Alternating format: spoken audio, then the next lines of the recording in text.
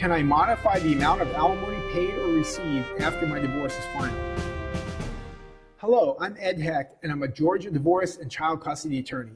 I'm also a divorced single father of 2 children.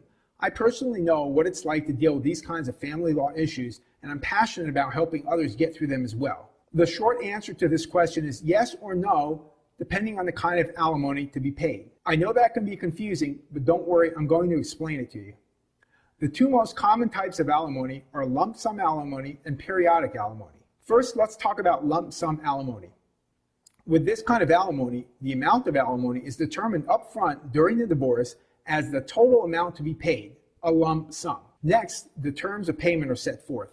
For instance, $100,000 in lump sum alimony might be paid as $2,000 a month for 50 months, or as $5,000 a month for 20 months, or any other combination that adds up to $100,000. Typically, an order of lump sum alimony cannot be modified. Periodic spousal support or alimony can be modified unless the parties included specific language in their settlement agreement waiving their right to future modifications of periodic spousal support or alimony. In some ways, the process for modifying alimony is similar to a modification of child support in terms of the paperwork as well as some of the requirements that must be met, such as a substantial change in one of the parties' financial status or a change in the needs of the receiving party.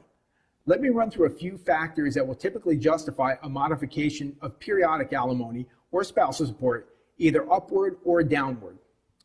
A change in financial status of either party.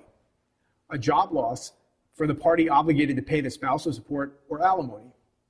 A remarriage or even cohabitation without marriage of the spouse receiving the alimony, which in most cases will end the alimony on the theory that the new couple does not need the old spouse to help support them. However, divorcing spouses can include a clause in their divorce that remarriage or cohabitation of the recipient spouse will not end the payment of alimony. A large inheritance by the spouse receiving alimony may also justify a modification of the alimony. The modification process works like this. The former spouse seeking the reduction or increase in alimony files a petition in the Superior Court of the county where the other spouse lives, specifying in detail the grounds for the modification of the alimony. The other party then has a period of time in which they can respond or rebut the grounds set forth by the petitioning party. Then the parties may negotiate or mediate a settlement, or if that doesn't work, then they'll have their day in court and the court will make the final decision for them.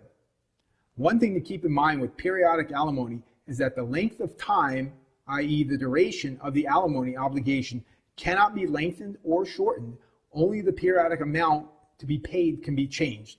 Another thing to keep in mind is that there is a 2-year rule. A modification can be made anytime after the initial award of alimony, but once that modification is addressed by the courts, that party must wait 2 years from the date of the final order before filing another petition for modification. I deal with these kinds of family law issues all the time in my practice, so call me at the number you see on the screen and we'll talk about your questions. You can also visit Hecht Family Law and fill out the Contact Us form. Thanks for watching. I'm always happy to speak with you, and please click like or share if you're seeing this video on Facebook or YouTube so that others will see the information as well.